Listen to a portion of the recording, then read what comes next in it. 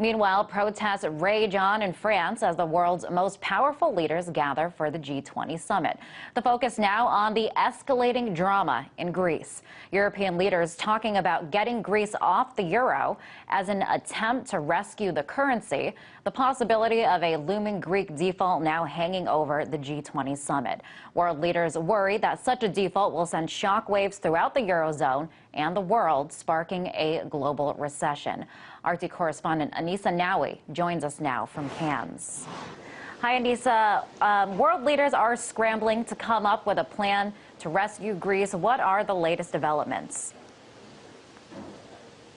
Well, things have been developing very quickly here in France and in Europe, and especially all eyes in Greece. The Greek Prime Minister going back and forth. He was summoned on the eve of the summit here by Angela Merkel and Nicolas Sarkozy after he announced that they would have a referendum and let the people actually decide on whether or not they would make cuts in order to receive the next batch of bailouts from the IMF.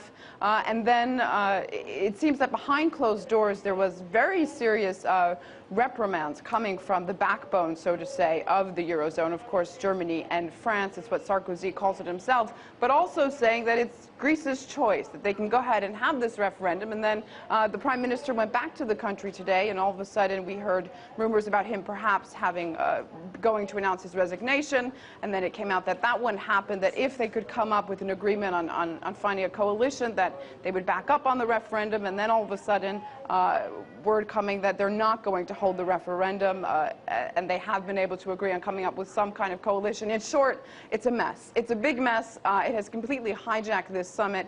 Emerging economies, not blatant about it, but certainly have to be a little disappointed that this euro crisis is taking over. Of course, it affects them, but not as much as the richest 7 countries, and especially those European leaders.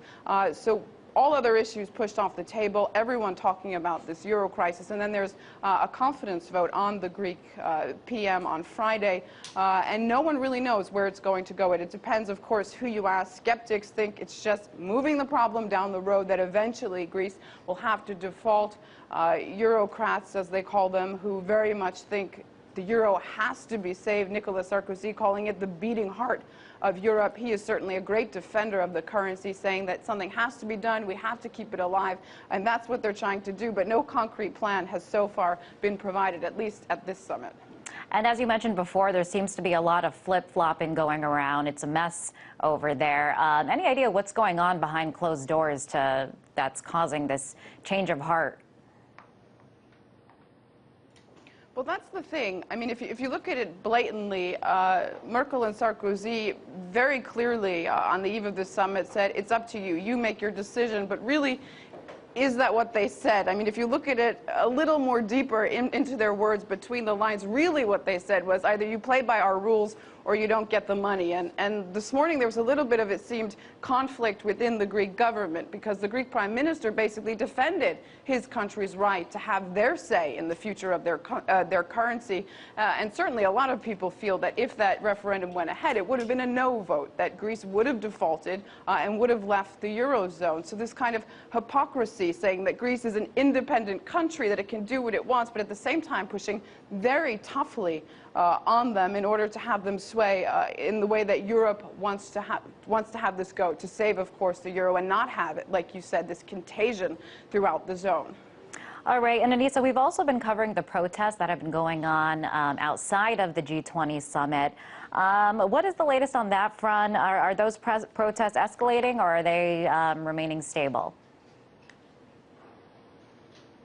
I think it's fair to say that each day they're becoming quieter and quieter. The first day, just before the summit, they were tremendous.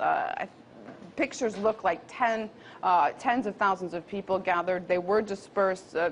Very light violence, but still reminiscent of what's happening in the U.S.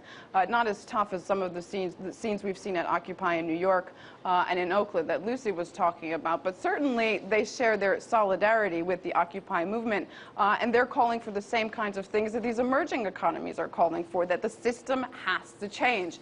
They're being kept far away. The first 2 days the protests were in Nice, about 25 miles away from Cannes, and today they moved further down towards Monaco. We haven't heard heard any kind of reports of violence or aggression or anything like that. And tomorrow they will be holding a final press conference. We want to hear how they feel these protests went, and I'm sure we'll hear more about their connection with Occupy and their solidarity with them.